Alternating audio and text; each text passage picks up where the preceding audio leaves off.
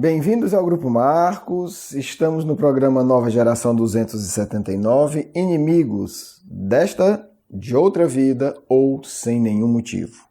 Meu nome é Carlos Luiz. Vamos continuar a questão 530 e vamos também conversar sobre a 531. Né? Kardec está perguntando quem são esses espíritos que investem seu tempo em nos causar aborrecimento, contrariedade, encheção de saco. Em uma palavra, raiva. Vamos lá. Estou no item A da 530.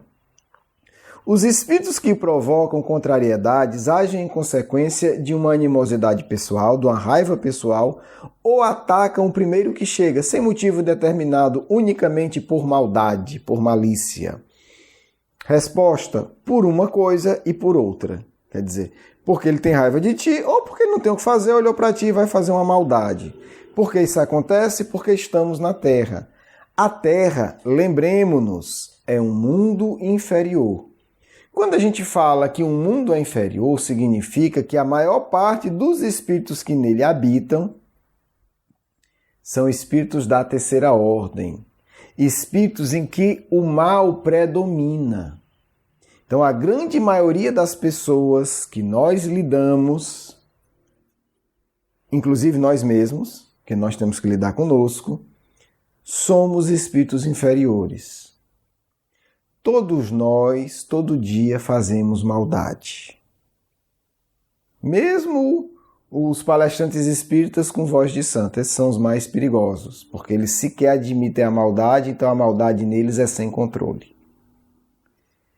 Então, é um choque de realidade que a gente precisa ter, que o Espiritismo traz. O Espiritismo não dá margem para a gente achar que a Terra é um paraíso, que a gente veio aqui para fruir de uma felicidade maravilhosa. É um mundo que os Espíritos dizem de prova ou expiação. Significa o quê? Significa que, independente de como você queira chamar, você vai estar sempre no meio de muitos problemas e dores. Você vai chamar essas dores de provas ou de expiação? Há de se averiguar cada caso. Mas é sempre problema, é sempre dor, é sempre desafio. Se você veio para a Terra ser muito feliz, alguém te enganou ou você reencarnou no planeta errado. Aqui não é lugar para isso. Então aqui predomina a inferioridade. Nossa missão na Terra é lutar contra a nossa inferioridade, ao mesmo tempo que suportamos a inferioridade do outro. Então é assim, estou eu e você. Digamos que a gente tem um convívio. O meu desafio é controlar a minha inferioridade, educá-la, transformá-la, ao mesmo tempo que eu tenho que desenvolver paciência de suportar a tua inferioridade. O teu papel, controlar e transformar a tua inferioridade, ao mesmo tempo que você vai precisar ter paciência de suportar a minha inferioridade, a parte da minha inferioridade que eu ainda não consigo controlar. Isso é a vida na Terra, tá certo? Quem sabe no plano espiritual, depois de dar muito espiritismo, eu vou, fazer um programa para espíritos que vão reencarnar. Eu vou dizer exatamente isso, se eu puder falar. É isso, você vai para a Terra, presta atenção como é. Tu lida com a tua inferioridade o máximo que tu puder e suporta a dos outros que vai vir para cima de ti. Não tem jeito. Ao mesmo tempo que, inevitavelmente, a tua inferioridade, por mais que tu se dedique a controlá-la e a transformá-la, ela vai atingir os outros. Isso é a Terra. Então vamos lá. Resposta: por um e por outra coisa, né? Então os espíritos perturbam porque tem raiva da gente ou porque não tem o que fazer. Olha pra gente, eu vou perturbar esse cara hoje e vai ser isso. Algumas vezes são inimigos feitos durante esta vida ou numa outra. Primeiro caso, né? Que vos perseguem, quer dizer, uma parte dos espíritos que me perturbam são inimigos que eu fiz nesta vida. Nesta vida? Sim, gente. Essa encarnação é como outra qualquer num planeta inferior. Numa encarnação no planeta inferior, é quase impossível você não fazer inimigos. Eu não tenho inimigo, é porque eles não dizem para ti que são teu inimigo. Ou tu não percebe, mas tu tem. Seja porque a tua parte de inferioridade não controlada os fez mal e eles não conseguiram perdoar, ou é pelo bem que tu está fazendo e outros indivíduos têm inveja. Seja como for, nós temos inimigos. Pelo bem ou pelo mal que nós fazemos. Aí tu vai dizer, lascou, né? Porque não tem como escapar. Não, não tem, meu filho. Meu amigo, não tem como escapar. Nesse sentido, não tem. Por isso é tolo essa ideia, vou agradar todo mundo. Vai não. Kardec não conseguiu. Kardec era cheio de inimigo. Jesus pior ainda. Não é uma boa estratégia tentar superá-los nessa encarnação. Então, inimigo é uma consequência natural de estar na Terra. Claro que é muito diferente o indivíduo que é meu inimigo porque eu o prejudico do que o indivíduo que é meu inimigo porque eu estou conseguindo fazer o bem. Então, inimigo teremos. E não se iluda. Existe espírito que desencarna e vira obsessor. Eu acompanhei casos assim, alguns. Porque do lado de lá não é conversinha fiada, não é rótulo, não. É o que você é de fato. Então nós faremos inimigos nessa vida. Deus queira que pelo menos a maior parte dos nossos inimigos seja pelo bem que a gente fez. Pelo trabalho real vinculado ao Cristo e a Kardec. Então um caso é esse. Outro caso. De outras vezes, não há motivos. Então, assim, presta atenção, vê se tu acha que tu vai escapar, viu? Bonitinho. Gente, tô brincando com você, viu? Não tô ofendendo ninguém, não. Vamos lá, é porque eu tô imaginando aqui o bonitinho que acha que não vai ter inimigo, tá certo? Vamos lá. Tu vai ter inimigo pelo mal que tu faz, porque tu não é santo. Deus queira que tu veja o mal que tu faz, tu se arrepende e repare. Ou Deus queira que o mal que eu faço eu consiga reparar. 2, tu vai ter inimigo pelo bem que tu fez. Eu vou ter inimigo pelo bem que eu faço. E tu vai ter inimigo sem motivo. Então, assim, o espírita que estudou seriamente o livro dos espíritos, ele não vai ter aquela besteira de dizer, eu não tenho inimigo. Como assim? Agora, se você reencarnou no mundo superior, aí você pode encher a boca e dizer que não tem inimigo. Porque primeiro, se tu tá lá, tu não vai fazer mal. Se tu fizer, vão te perdoar. E se tu fizer o bem, tu só vai ter amigo. Aí você pode encher a boca e dizer, eu não tenho inimigos. Onde Kardec vive, não tem problema nenhum. Dizendo, aqui eu não tenho inimigo. Não tem mesmo. Você vai ter amigos, talvez mais próximos ou menos próximos, mas é todo mundo amigo. Kardec reencarnou na Terra, ele não é tolo de dizer que não tem inimigo. Porque você tem inimigo pelo mal que você faz, pelo bem que você faz, e sem motivo. E mesmo que você não fez nenhum mal nessa vida, o que seria uma grande mentira, mas vamos trabalhar com essa hipótese, tu ainda tem um mal do passado. Então assim, gente, espírita que leu o livro dos espíritos, que refletiu, não diz isso. E aí eu vejo uns palestrantes, eu falo palestrante é porque é o que fala, né? Mas eles ecoam o movimento espírita, os dirigentes também. Gente espantada porque tem inimigo espiritual. Eu descobri que eu tenho um obsessor. Como assim? Agora? Depois de 20 anos de espiritismo? Não leu o livro dos espíritos? Então você não precisa ir para a mediúnica para descobrir isso, claro. Você vai descobrir outras coisas. É importante. Mas para saber que tem inimigo no plano espiritual, basta ler a questão 530. Não lê mais nenhuma, lê só essa. Porque assim, não há possibilidade teórica de você escapar. Você vai ter quem lhe perturbe, você vai ter quem lhe persiga, você vai ter obsessor. Por isso, orar e vigiar é um ótimo conselho, principalmente para o mundo inferior. Tá certo?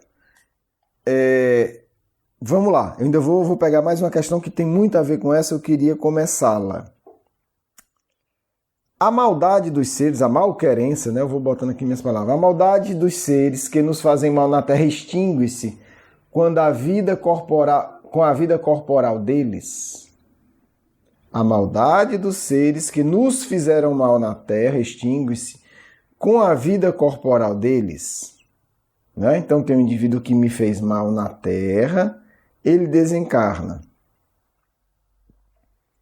Chegou do lado de lá, passou, reconhecem com frequência sua injustiça e o mal que fizeram.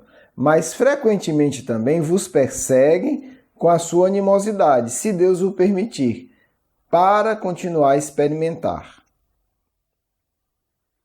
Vamos lá. Aqui, essa questão ela abre para várias e várias situações. Eu vou pegar aqui uma outra tradução para que a gente possa vê-la com atenção, porque quando a coisa não está clara, pode ser problema de tradução. Então eu aconselho sempre você ter pelo menos 2 ou 3 traduções.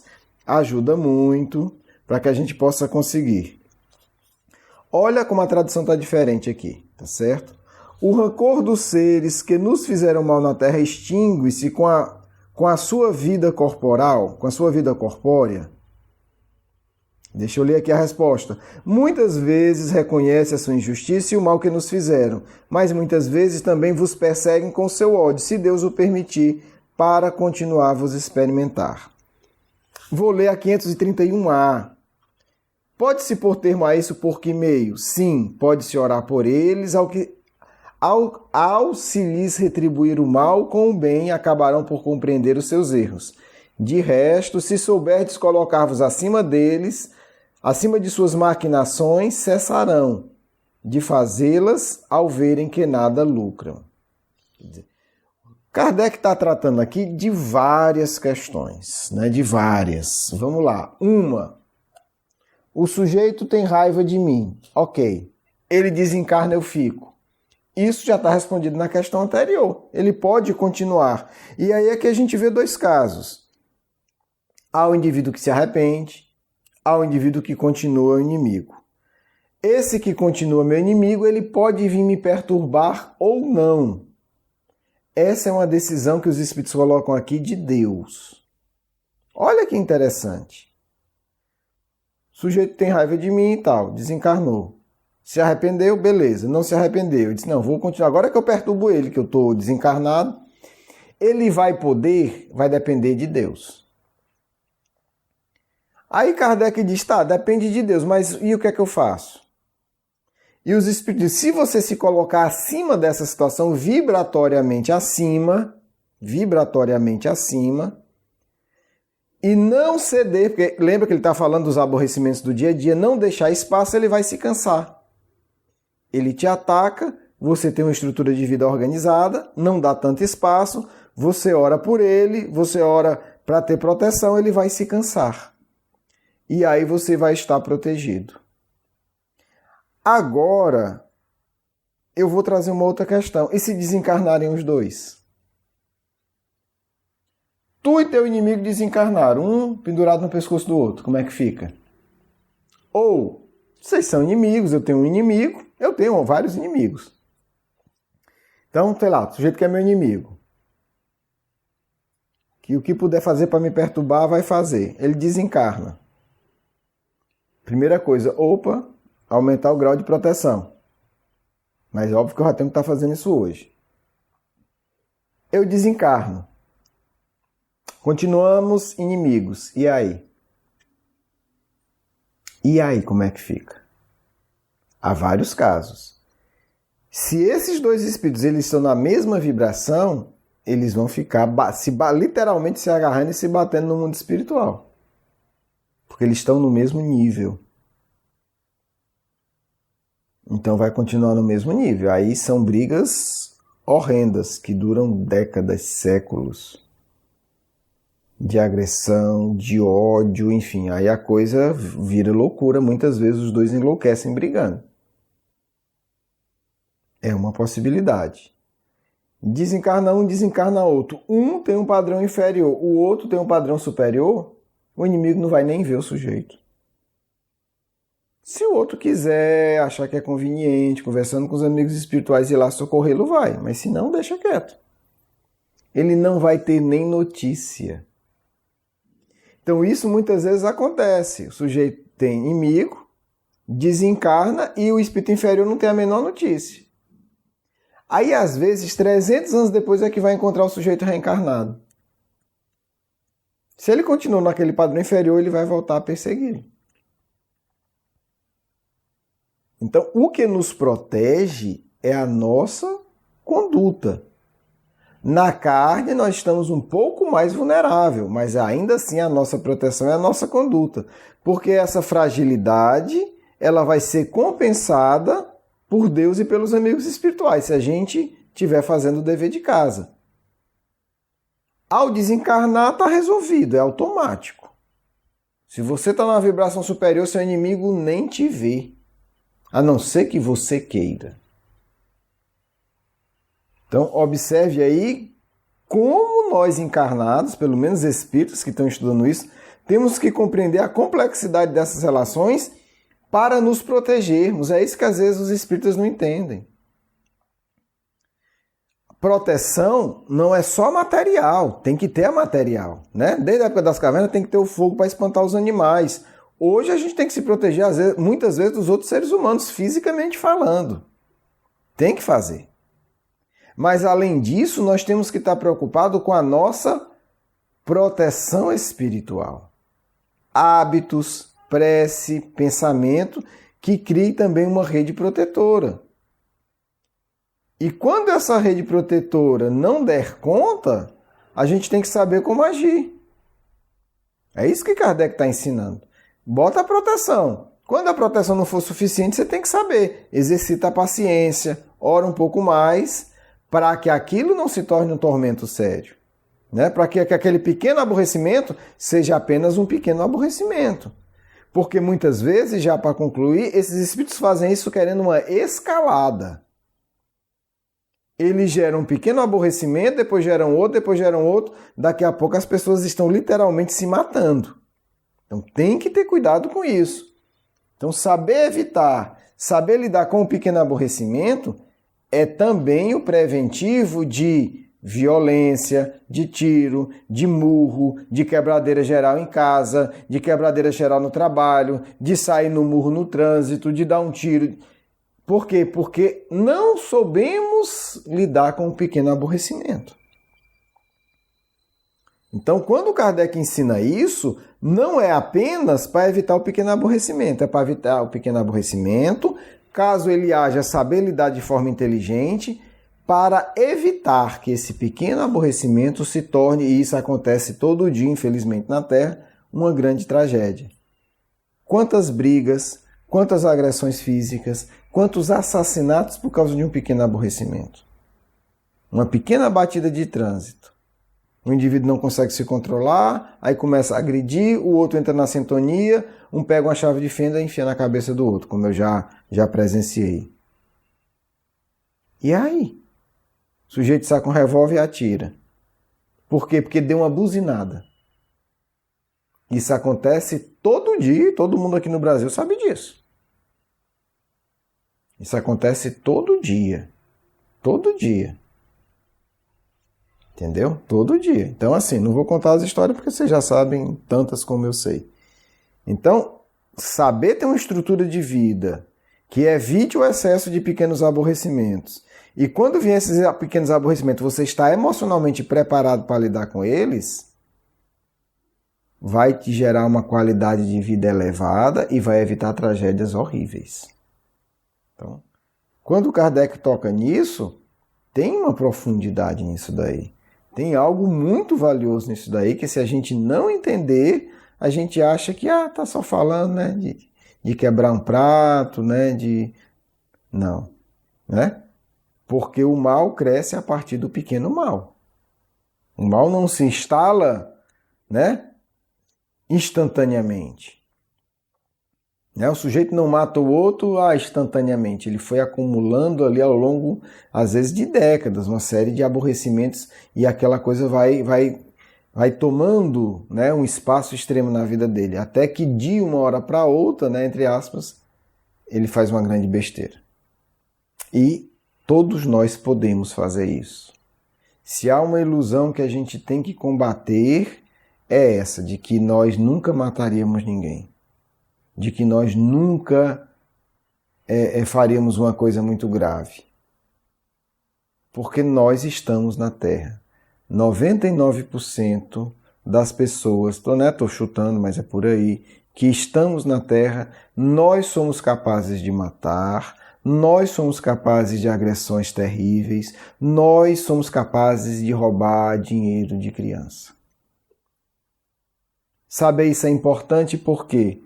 Porque é justamente a questão dos pequenos aborrecimentos. Se eu sou capaz de matar, é melhor eu prevenir lá no começo da briga, do que eu deixar a coisa escalar e depois eu matar. Se eu sou capaz de roubar dinheiro de criança, é melhor eu ter um cuidado muito grande de como eu estou lidando com o dinheiro hoje, para que não surja a situação de eu fazer isso.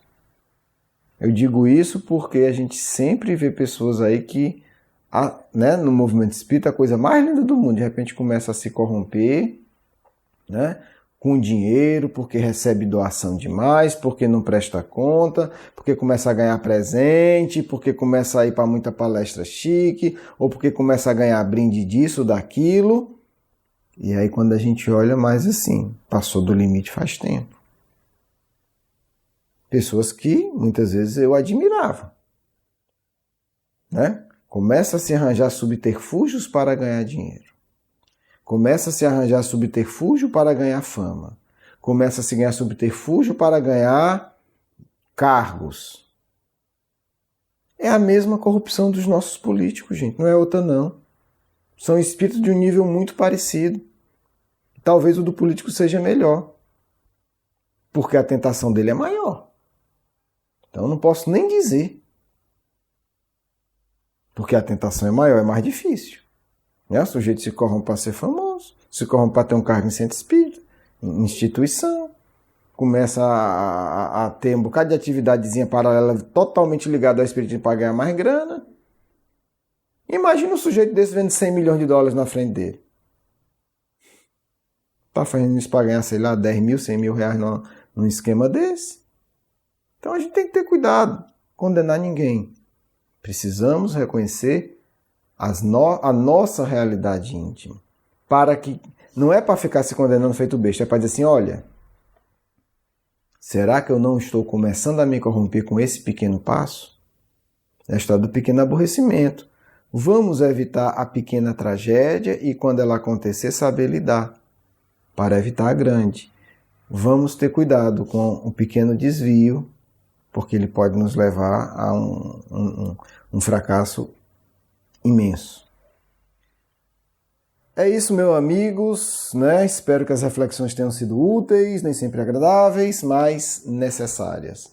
Um grande abraço, um beijo no coração. Vamos para a nossa segunda parte.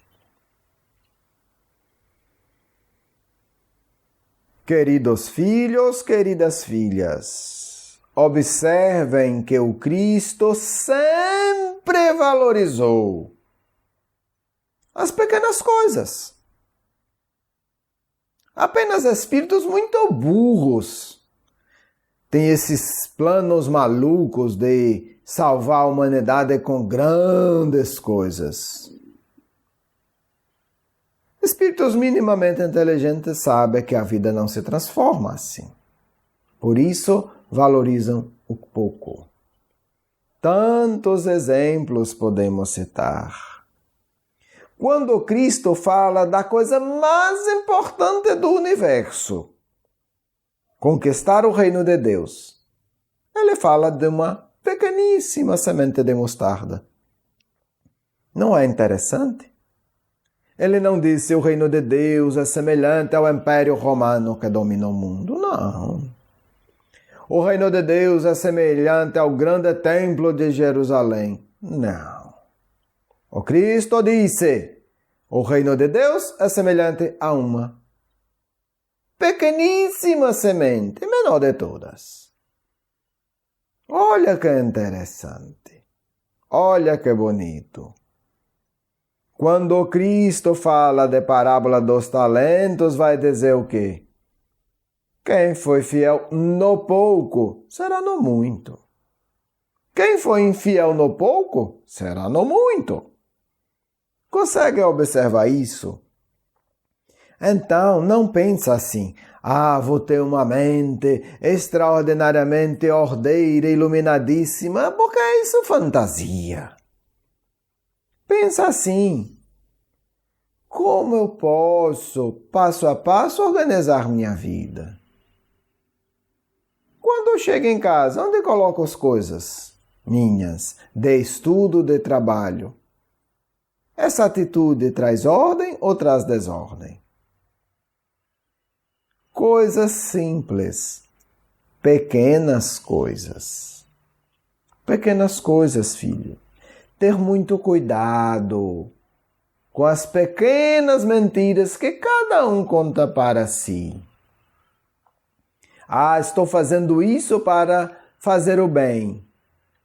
É verdade? É mentira? É verdade em parte? Você pergunta, filho. Ser honesto consigo mesmo. Estou fazendo isso para ajudar na atividade. Mas também eu sinto uma necessidade de aplauso. Só o fato de ser honesto já melhora a tua mente. Já faz você organizar as coisas, porque a vida na Terra é isso. Tudo o que vocês fazem, espíritos da Terra, é parte bondade e parte maldade, filhos. Ninguém é tão puro assim. Sempre tem um pouco. E Deus não condena isso porque Ele ama vocês e quer que passo a passo a parte da bondade vá se fortalecendo. Não há esse indivíduo que chega todo purificado com um ato tão elevado. Não existe isso, filho. Não entre vocês. Não é a realidade de vocês. Melhor ser sincero consigo mesmo, porque isso traz verdadeira humildade. Quando vocês esquecem que tem também um pouco ou muito de atraso espiritual, vocês se tornam falsos. Isso é muito ruim. O que caracteriza um espírito honesto é quando ele reconhece seus limites, filho. Se espírito se comunica com você e sabe tudo, é um mentiroso. Se nunca tem limite, é um mentiroso. Todos nós temos limites de conhecimento e todos nós temos limites de bondade. Claro que sim. Existem situações que eu observo. Eu não tenho bondade suficientemente para lidar com elas. Eu peço socorro. Ou eu vou fazer aquilo buscando uma sintonia e uma direção superior, que por mim mesmo não dou conta. Importante é reconhecer isso. Tudo isso são fatores que vão mostrar-se na hora que vier o resultado. Então, a consciência de tudo isso é totalmente indispensável. Totalmente indispensável. Vocês, portanto, precisam fazer o seguinte, filho. Ao fazer uma atividade em nome do Cristo, de forma íntima, entrega o trabalho ao Mestre, dizendo: Senhor, eis o que eu posso fazer. Ajuda-me para que o que há de bom e belo se sobressaia nessa atividade e que a parte que há em mim de inferioridade não estrague a obra.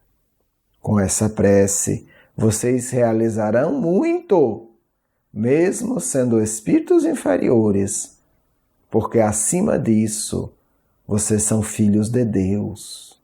E há uma força maior do que qualquer inferioridade dentro de vocês, que significa o amor divino. Sintonizem com Ele, pedindo ajuda, permitindo que Ele te transforme. E você um dia será luz. Até lá, a caminhada austera e honesta dos discípulos de Kardec, para que um dia celebremos a tua vitória. Muita paz do amigo espiritual de sempre. Quero agradecer o seu carinho, a sua atenção e para conhecer mais do nosso curso Educação Espírita, um convite à juventude, do nosso programa Nova Geração e os nossos livros, por favor visite o nosso blog grupomarcos.com.br. Você é muito bem-vindo. Um grande abraço.